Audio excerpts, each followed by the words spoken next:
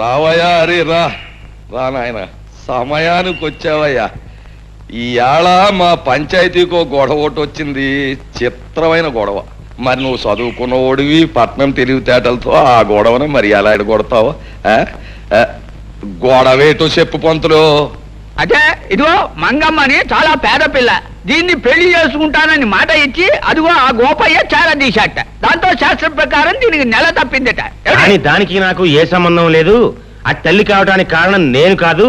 కావాలంటే ఏ దేవుడి మీద పడితే ఆ దేవుడి మీద కొట్టు నీ అబ్బాయి గోల్ చేస్తా. అది మరి ఎలా ఎడగొడతావు? ఎడగొట్టు. ఏమయ్యా, నిజంగా ఆ పిల్లకు నీకు ఎలాంటి సంబంధం అంటావా?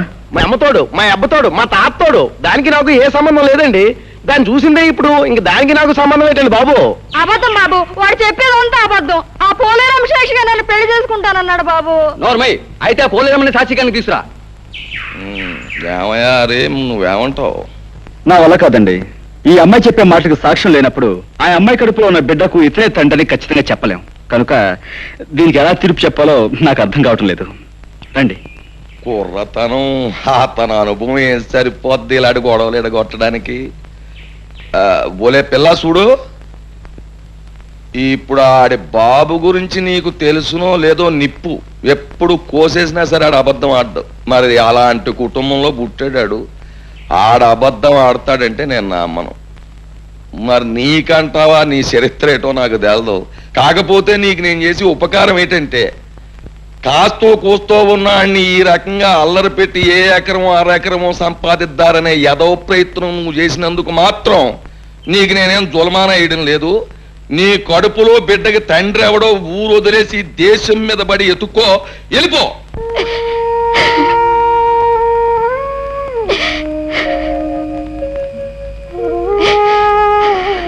అక్క అక్క, మన తిరణాల్లో కొన్న లాటరీ టికెట్ కి 5 లక్షలు వచ్చాయి. వచ్చే మంగా నువ్వు ఎంత అదృష్టవంతురాలువే. ఆ డబ్బుతో పొలాలు కొనుక్కోవచ్చు, గొడ్డు గోదా కొనుక్కోవచ్చు, పెద్ద ఇల్లు కట్టించుకోవచ్చు. ఒలే మంగా, నిన్ను కాదన్న కానుంచి నా మనసు ఎంత విశ్వసలాడిపోయి దిగాలు పడిపోతున్నదో నీకేటి తెలిసే. ఏదో మా మేనమామ 5 ఎకరాలు పొలం ఎత్తాడంటే ఆశపడి కాదన్నానే గాని నిజానికి నీ మీద ప్రేమ లేకపోతే కడుపుతదేటి? అసలు నిన్ను అన్యాయం చేస్తే ఈ భూదేవత భగవంతుడు నన్ను ఊరుకుంటారేటి? నీ కడుపులో బిడ్డ నా బిడ్డే, నువ్వు నా మడిచివే. అప్పుడు ఆ 5 లక్షలు కూడా నీవే కదూ గోపయ్య? ప్రజలారా, వీళ్ళ సంగతి మీకు తెలిసిందే. మంగ కడుపులో ఉన్న బిడ్డకు గోపయ్య తండ్రి నిరూపించడానికి నేనే ఈ లాటరీ నాటకం ఆడాను. డబ్బు మీద ఆశతో అందరి ముందు నిజం ఒప్పున ఈ గోపయ్యకు శిక్ష ఏమిటో మీరే చెప్పండి. సరే, ఇప్పటిదాకా ఈ గొడవ నువ్వే ఎడగొట్టుకొచ్చావు గనక ఆ తీర్పు కూడా నీ నోటితోటే చెప్పేయి. ఓ మంచి ముహూర్తానికి ఈ పెద్దలందరి ముందు మంగ మెడలో ఈ గోపయ్య తాళి కట్టి తీరాలి. లేకపోతే ఈ ప్రజలందరి చేత ఇతర కాళ్ళు చేద్దాం. బాబు, బుద్ధి వచ్చింది. మీరు ఎప్పుడు కట్టమంటే అప్పుడు మంగమెళ్ళలో తాళి కట్టేస్తాను. నా గ్రామ ప్రజలారా, మన ఊరు పుట్టాక ఇవాళ తనకు పెద్ద పండగ రోజు. ఏం చేతంటే మన హరిబాబు తన బుర్రతోటి ఒక గొప్ప నిజాన్ని బయటెట్టి మరి ఆ అమ్మాయి జీవితాన్ని నిలబెట్టాడు, కుర్రోడికి బుద్ధి చెప్పాడు, వాళ్ళను ఇంటోళం చేశాడు.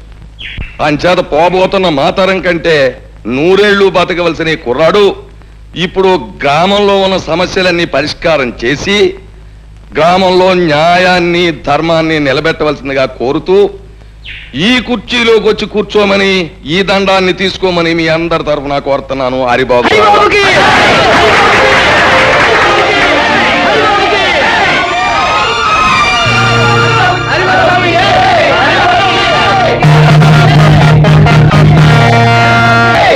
బాబు హరి, 10 మంది కోసం పాటుపడే నిన్ను ఆ భగవంతుడు చల్లగా చూడాలి. హారతి తీసుకో.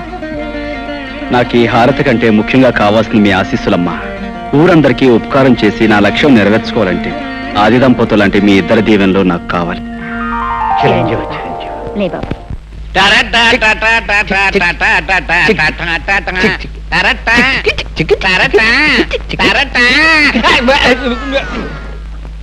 ఏవో చలపతి, ఇవాళ పొద్దున్న టిఫిన్ జరపకొచ్చేసావంటే శాస్త్ర ప్రకారం కాఫీ టిఫిన్ లాగా అయ్యి ఉంటుంది. అదేం కాదయ్యా, పొద్దునే మా అమ్మ నష్టపడలేకొచ్చాను. రామ రామ రామ సీత, రామ రామ రామ సీత, రామ. ఎవడు కూడాడా దెయ్యం పట్టిందా? ఏమిటి అవతారం? రాత్రి పుచ్చుకున్న నాటి ఇంకా దిగలేదేమో. నీకేం పోయే కాలం వచ్చిందిరా?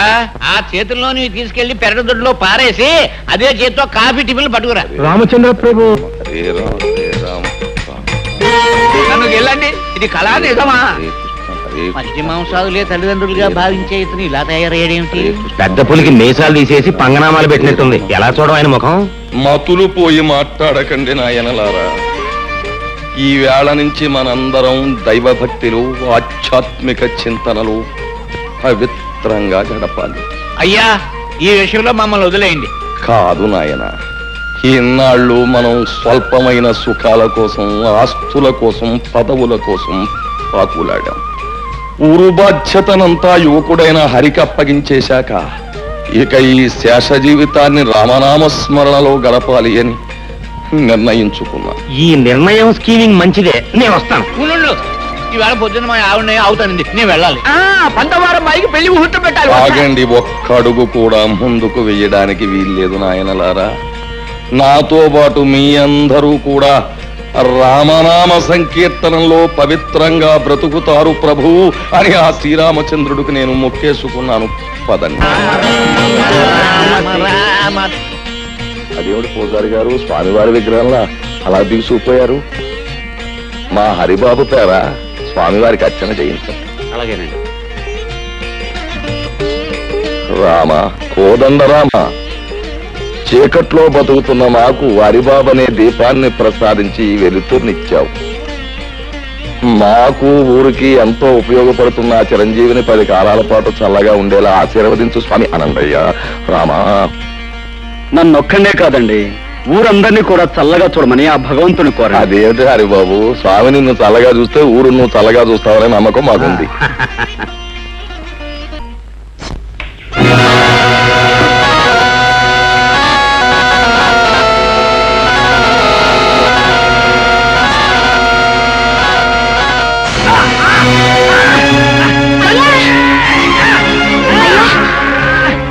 ఏమైందయ్యా? అయ్యో, మా ఆయన పాము కట్టేసింది. రక్షించండి బాబు, రక్షించండి బాబు. ఏంటమ్మా, ఏం జరిగింది? మా ఆయన పాము కట్టేసింది.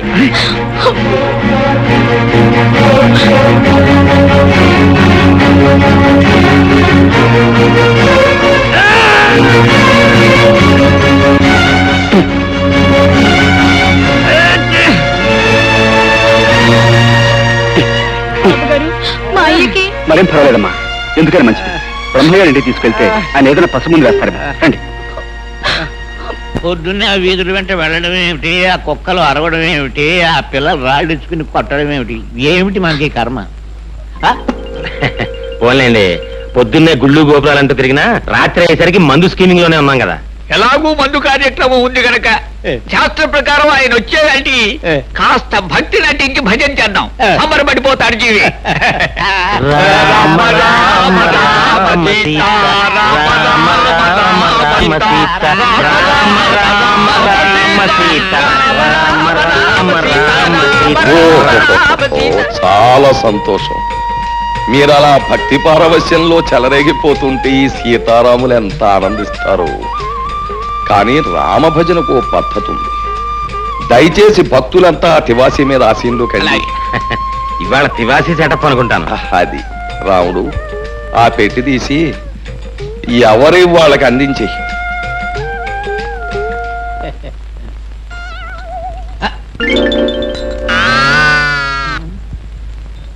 రామచంద్ర ప్రభు, ఏమిటండి బాబు ఇవి? చిడతలు తాళాలును. ఎందుకండి? పసందుగా భజన సాగించడానికి అవసరమైన సంగీత సామగ్రి. వీటితో మేమంతా భజన చేస్తాం. మరి మందు? ఛీ, రామభజన చేసే నోటితో మందు అని అడగడానికి సిగ్గులేదు నీకు? ఈ వేళ నుంచి ఆ నీచము క్షుద్రమైన పానీయాన్ని వదిలేశాం. భజన కాగానే శ్రీవారి పాదతీర్థం, ఆ తర్వాత చల్లటి కొబ్బరి నీళ్ళు. అమ్మో, నా కడుపులో పోట్లు వస్తున్నాయి, నేను ఇంటికి వెళ్ళిపోతాను. పోట్ల ఎందుకయ్యా, ఇంటికి అలా కూర్చో, మన పెరట్లో ఆబోతుంది. ఉత్సాహంగా వచ్చి 2 పోట్లు ఇస్తున్న పొట్టలో ఎక్కడదక్కడ చదువు. బాబు తాళాలు ఇస్తే నేను ఇంటికి వెళ్ళి భజన చేసుకుంటాను బాబు. ఇంటికా? వ్యక్తిగతంగా భజన చేస్తే ముక్తి మోక్షం లభించవు నాయన. భజన అనేటటువంటిది ఎప్పుడు కూడా ఒక చోట కూర్చుని ప్రశాంతంగా సామూహికంగా చేసినప్పుడే దాని ఫలితం. మర్చిపోయాను, రేపటి నుంచి ఇదే వేళకి ప్రతిరోజు ఇక్కడ భజన కార్యక్రమం ఉంటుంది. ఒకవేళ ఎవరికైనా ఒంట్లో జ్వరం వచ్చి గాని, కడుపులో పోట్లు వచ్చి గాని, నీరసంగా ఉండి గాని, భజనకు హాజరు గాని పక్షంలో నేను మాత్రం రాను. ఒక గంట అటు ఇటులో ఆబోత్ వచ్చి మిమ్మల్ని పరామర్శిస్తుంది. పంతులు మొదలుపెట్టు.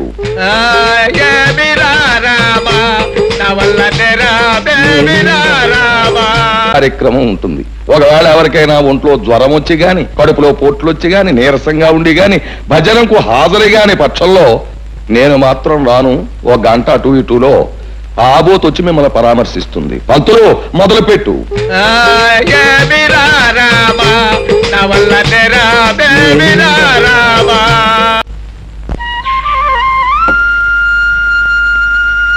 హరిబాబు, నువ్వా? ఏంటమ్మా ఇలా వచ్చావు? ఇవి మీకు ఇచ్చిపోతాం వచ్చాను బాబు. ఎందుకు చెప్పమ్మా ఇవన్నీ? నేను మా అయ్య ప్రాణాలు కాపాడి మీకు మా ప్రాణాలు ఇచ్చినా తక్కువే అవుద్ది. ఏదో కలిగినంతలో తెచ్చాను, కాదనకి తీసుకోండి బాబు. భలే దానివే. నేనేదో ఊరికి ఉపకారం చేసినట్లు ఏమిటమ్మా ఈ కానుకలు? నిజంగానే మీరు ఈ ఊరికి ఉపకారం చేశారు. మీరు వచ్చిన తర్వాత ఈ ఊరు బాగుపడింది. మీరు దేవుడు లాంటి వారు బాబు. నేనేవి దేవుని కాను, దేవతని కాను.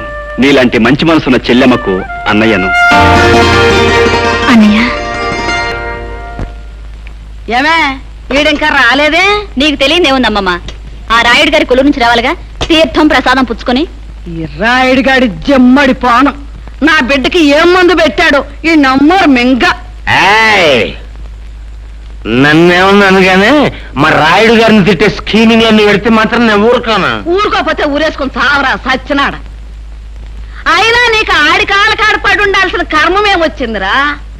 లక్షణంగా మీ అయ్య పోతా పోతా ఈ లంకంత కొంప 10 ఎకరాల మాగాని ఇచ్చిపోయాడు.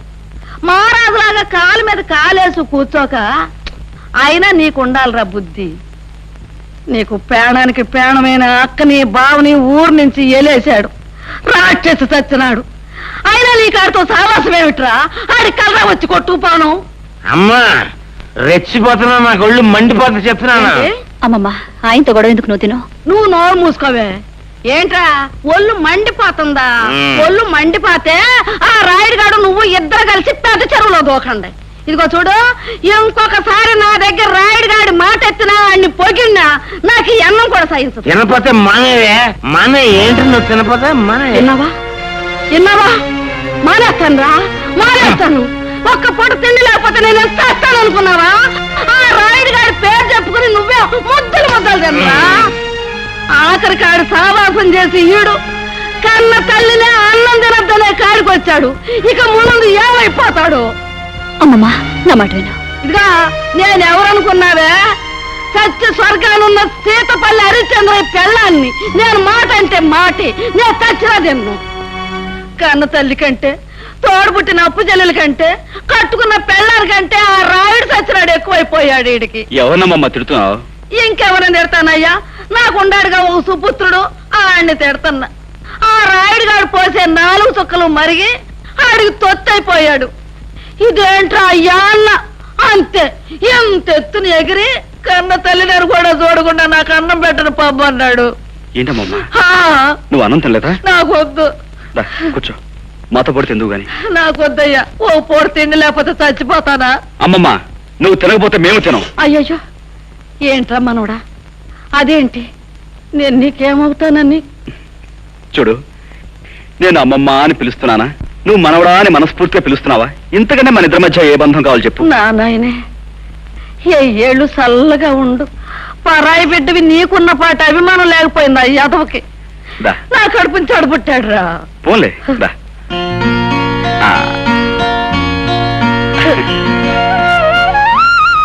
అమ్మమ్మ, రావే.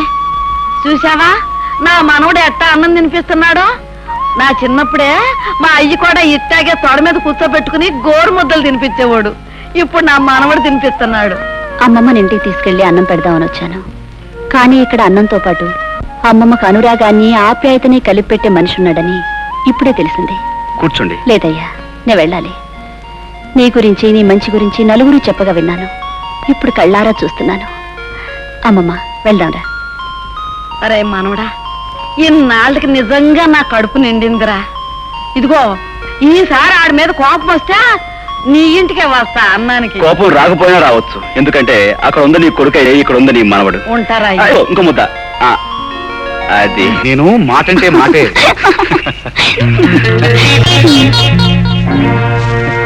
ఎవరు?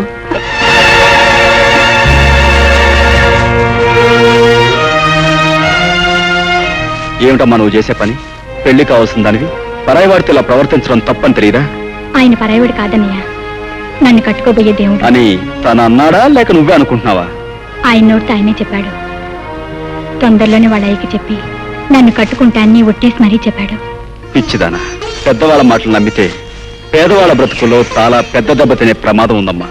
అయినా ఆస్తి, ఐశ్వర్యం, అంతస్తు, హోదా వీటి కోసం పాకులాడే రాయుడు నేను కోడలుగా చేసుకుంటాడని ఎలా అనుకున్నావు? వాళ్ళ నాన్న కాదన్నా, ఆయన కాదనుకుని నన్ను కట్టుకుంటాన్ని గిరిబాబు అన్నాడన్నయ్య. నాకు ఆయన మీద పూర్తి నమ్మకం ఉంది. నీ నమ్మకం నిజమైతే అది మా అందరికీ ఆనందమేనమ్మా. కానీ చూడు, పెళ్ళయ్యేంత వరకు నువ్వు అతనితో తిరగటం, తొందరపట్ట మాత్రం చేయకు. ఒక ఆత్మీయుడుగా నీకు అన్నయ్యగా చెప్తున్నాను. ఇంటికెళ్ళమ్మా. ద్వితీయాధ్యాయం సమాప్తం. ఈ వేళకి పురాణ పఠనం ఆపేద్దాం, రేపటి నుంచి అరణ్యకాండ ప్రారంభిద్దాం. అయ్యా, తమ అరణ్యకాండ అలా ఉంచండి. మాకు ఈ మరణకాండ ఏమిటండి? ఉదయం పూజలని, సాయంత్రం భజనలని మమ్మల్ని ఇలా రాసి రంపాన పెట్టడం ఏమిటండి అయ్యా? మీరు భక్తులు, మహాభక్తులు, చండ ప్రచండ భక్తులు. అవ్వండి కాదను, కానీ మమ్మల్ని ఇలా తోమేయడం ఏమిటండి? నాయన అంబికాలింగ, ఈ భక్తి అనేటటువంటిది ఒక రకమైన అంటురోగం లాంటిది. అది నాకు అంటుకున్నాక మీకు అంటుకు తీరవలసిందే, తప్పదు. అది సరే బాబు గారు, ముక్కు మొహం తెలియని ఆ హరికి పంచాయతీ పట్టం కట్టడం ఏమిటి? ఏ పాపం పుణ్యం జరగని మమ్మల్ని ఇలా మూతులు వాచేలా భజనలు చేయించడం ఏమిటి? శాస్త్రం ప్రకారం చూస్తే ఆ హరి కారణంగానే మీరు ఇలా పాడైపోయారు బాబు గారు. ఏమిటి? అతను ఎవరో దైవాంశ సంభూతుడయ్యా. అసలు ఆ శ్రీహరే ఈ హరిగా మన ఊళ్ళోకి వచ్చాడా అన్న అనుమానం. కానీ ఇదంతా నా పూర్వజన్మ సుకృతం. మీరు వాడిని అలా రాముడు దేవుడు అంటాం వల్లనే వాడు మీ అమ్మాయి పద్మని వల్ల వేసుకుని లవ్ గివ్ అంటూ డ్యూయట్ స్కీమింగ్ లో ఉన్నాడు. నిజమా?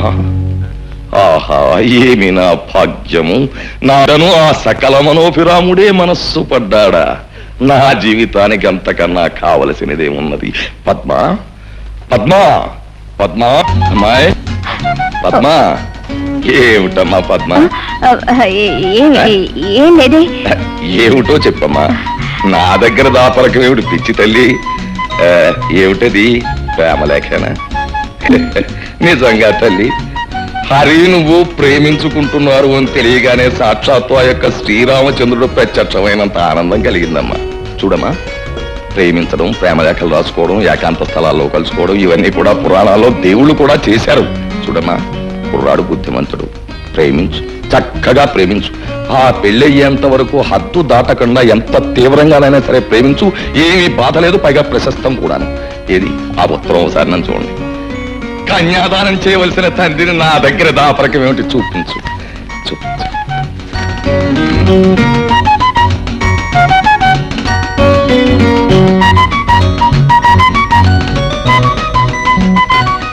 రాలేకపోతే అంతే.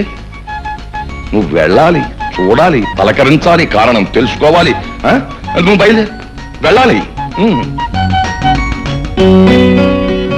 హరే రామ.